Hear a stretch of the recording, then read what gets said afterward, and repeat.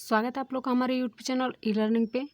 आज हम डिस्कस करेंगे on the topic consumer protection law पे। ठीक है, आज का हमारा जो डिस्कशन होगा वो उपभोक्ता संरक्षण अधिनियम अर्थात कंज्यूमर प्रोटेक्शन लॉ पे होगा। ठीक है, तो चलिए वीडियो को स्टार्ट करते हैं और बिना टाइम वेस्ट किए ये जानने की कोशिश करते हैं कि उपभोक्ता संरक्षण अधिनियम कौन कौन से हैं। ठीक है, तो चलिए शुरू करते हैं और सबसे पहले जान लेते हैं कि उपभोक्ता संरक्षण किसे कहते हैं। ठीक है, तो उपभोक्ता संरक्षण एक प्रकार का सरकारी नियंत्रण है। क्या है? कंज्यूमर प्रोटेक्शन एक प्रकार का सरकारी नियंत्रण है जो उपभोक्ताओं के हितों की रक्षा करता है। उपभोक्ता संरक्षण क्या करता है? तो उपभोक्ताओं के हितों का संरक्षण करता है। ठीक है, इसलिए इसे उपभोक्ता संरक्षण अधिनियम कहा गया है। ठीक है, जैसे जमाखोरी, कालाबाजारी, मिलावट, गारंटी के बाद सर्विस नहीं देना, हर जगह ठगी, कम नापतोल आदि जो संकट है, जो समस्याएं हैं, इनसे उबरने के लिए उपभोक्ता संरक्षण अधिनियम चलाया गया। ठीक है, सबसे तो थोड़ा सा आगे बढ़ते हैं और देख लेते हैं।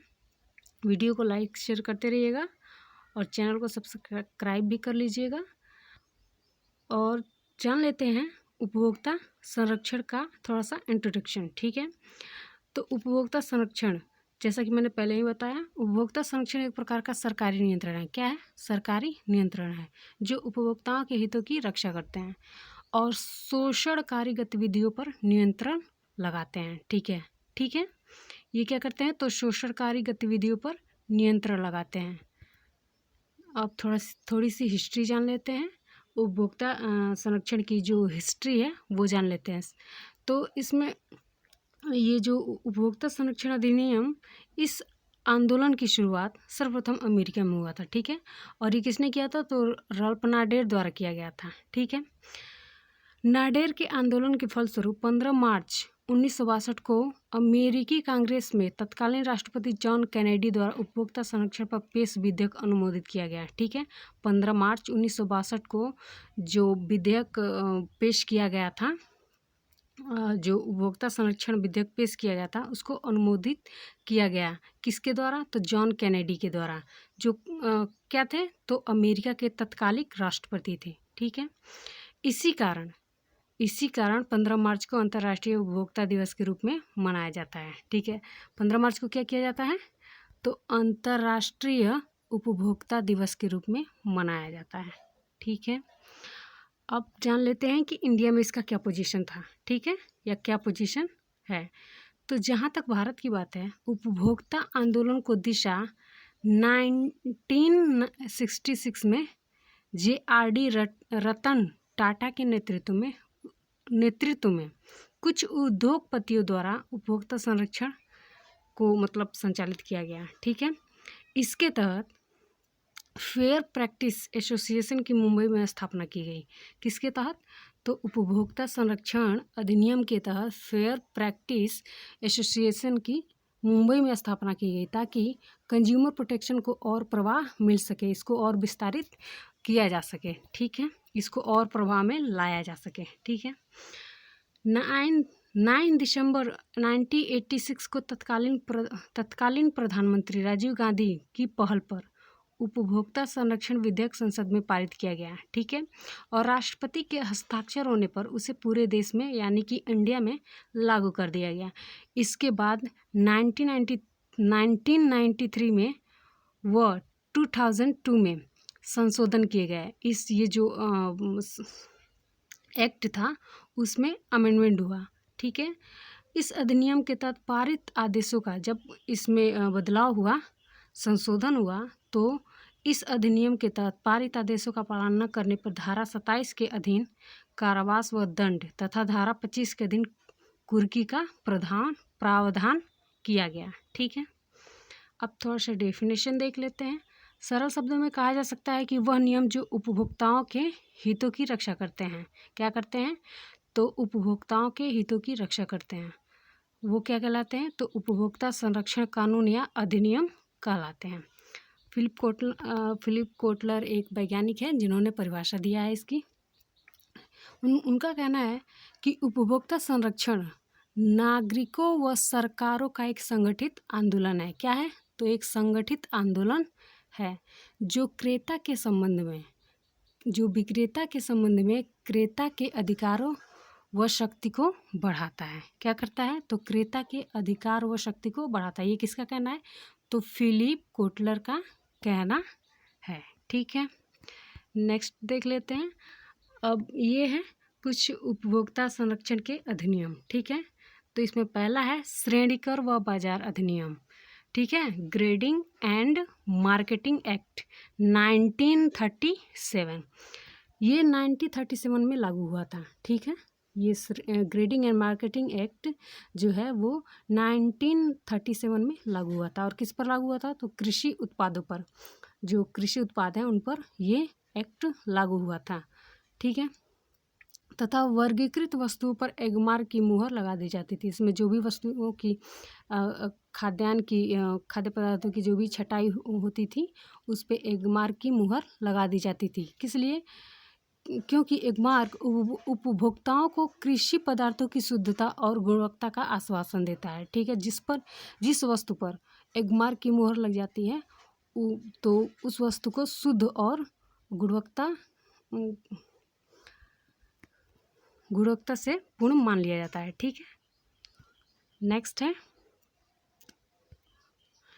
है भार एवं माप मानकीकरण अधिनियम। ठीक है, स्टैंडर्ड ऑफ वेट एक्ट 1939, संपूर्ण देश में समान भार व माप प्रणाली का उपयोग करने और उसके नियमन हेतु केंद्र सरकार ने भार एवं माप मानकीकरण अधिनियम 1937 पारित किया। ठीक है, इस अधिनियम के तहत 80 तोले का एक सिर माना जाएगा और 1958 में पुरानी माप प्रणाली को त्याग कर दार्शनिक प्रणाली अर्थात मैट्रिक सिस्टम को अपनाया गया। ठीक है, 1958 में इस पुरानी जो ये तो शेर वाली जो माप प्रणाली थी उसको हटा दिया गया और दार्शनिक प्रणाली अर्थात मैट्रिक सिस्टम को अपना लिया गया।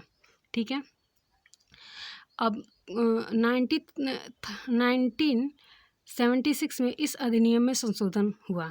ये जो अधिनियम था स्टैंडर्ड ऑफ वेट एक्ट, इसमें क्या हुआ? तो 1976 में कुछ अमेंडमेंट हुआ। ठीक है, अमेंडमेंट हुआ और इसके तहत इसे और अधिक कठोर वैज्ञानिक और उपभोक्ताओं के हित में बना दिया गया। इस संशोधन के अंतर्गत भार माप के निश्चित मानकों का उल्लंघन करने पर 6 माह का कारावास या 1000 रुपये का जुर्माना या दोनों ही दंडों को दिया जा सकता है। ठीक है, अब दूसरा है नेक्स्ट है डिब्बा बंद वस्तु अधिनियम 1970। ठीक है, कैनेड फूड लॉ, उपभोक्ताओं के हित के लिए 1970 में यह अधिनियम बनाया गया। ठीक है, इसका मुख्य उद्देश्य है खुले सामानों की खरीद एवं बिक्री पर रोक लगाना। ठीक है, इसका क्या उद्देश्य है? इसका मुख्य उद्देश्य है खुले सामानों की खरीद एवं बिक्री पर रोक लगाना तथा वस्तुओं की पहचान करना। इस अधिनियम के उल्लंघन होने पर 5000 रुपये और 5 वर्ष के कारावास का प्रावधान है। ठीक है, किसके तहत? तो डिब्बा बंद वस्तु अधिनियम के तहत अगर इसका उल्लंघन, इस लॉ का, इस एक्ट का अगर उल्लंघन होता है तो 5000 रुपये की राशि और 5 वर्ष के कारावास का प्रावधान है। ठीक है, नेक्स्ट है खाद्य पदार्थ निषेध अधिनियम। ठीक है, ये 1954 में लागू हुआ था। ये कब लागू हुआ था? ये एक्ट 1950 एक्ट में लागू हुआ था, लेकिन 1 जून 1955 में लागू हुआ। ये बना था 1954 में। ठीक है, और 1 जून 1955 में लागू हुआ। इस अधिनियम के अनुसार सभी प्रकार के खाद्य पदार्थों का न्यूनतम स्तर निर्धारित किया गया। इसके अंतर्गत जो भी खाद्य पदार्थ निषेध अधिनियम द्वारा बनाए गए न्यूनतम स्तर के अंतर्गत नहीं आते हैं तो उन्हें मिलावटी मान लिया जाएगा। ठीक है, जो भी ये नियम बनाया है अगर उसके अनुसार उसके अंतर्गत अगर कोई भी खाद्य पदार्थ नहीं आता है, उसके नियमों का पालन नहीं करता है, तो उसे मिलावटी मान लिया जाता है। ठीक है, और जो भी कार्रवाई होती है किया जाता है। आवश्यक वस्तु अधिनियम 1955, essential commodity act, essential commodity control act. ठीक है, 1955 आवश्यक वस्तु की उपलब्धता सुनिश्चित करने और उनकी उचित मूल्य पर आपूर्ति सुनिश्चित करने के लिए आवश्यक वस्तु अधिनियम 1955 पारित किया गया। इसके अंतर्गत विक्रेताओं को उपलब्ध स्टॉक और मूल्य की सूचना पट पर लगाना। ठीक है, इसके अंतर्गत जो भी स्टॉक है और उसके मूल्य की सूचना पट पर लगाना अनिवार्य कर दिया गया। इसके अंतर्गत खाद्य पदार्थ, तिलहन, दलहन, पशु आहार, औषधि, पेट्रोलियम पदार्थ, चीनी, कागज, लोहा और इस्पात आदि सम्मिलित हैं। ठीक है, नेक्स्ट है खाद्य मिलावट निरोधक अधिनियम। ठीक है, the prevention of food adulteration act 1954। यही इस एक्ट को खाद्य पदार्थ निषेध अधिनियम भी कहा गया है। ठीक है, इसका डिस्कशन हमने किया था, लेकिन फिर एक बार देख लेते हैं। खाद्य पदार्थों में मिलावट की गंभीर समस्या है। ठीक है, खाद्य पदार्थों में मिलावट एक गंभीर समस्या है। इस समस्या से निपटने के लिए भारतीय संसद ने खाद्य मिलावट निवारक अधिनियम PFA 1954 में पारित किया। इस अधिनियम का उद्देश्य खाद्य पदार्थों में मिलावट को नियंत्रित करना है। ठीक है, इस अधिनियम का उद्देश्य क्या है? तो खाद्य पदार्थों में मिलावट को नियंत्रित करना है। मिलावट का संदेह होने पर कोई भी उपभोक्ता स्वयं जांच करा सकता है। ठीक है, इस अधिनियम के तहत अगर मिलावट का संदेह है तो कोई भी उपभोक्ता आसानी से जाकर जांच करा सकता है। मिलावट सिद्ध होने पर व्यापारी को हानिकारक पदार्थों की मिलावट के मामले में 6 वर्ष का कारावास और 2000 तक का अर्थदंड और साधारण मिलावट के मामले 5 माह का कारावास या दंड दिया जा सकता है। ठीक है।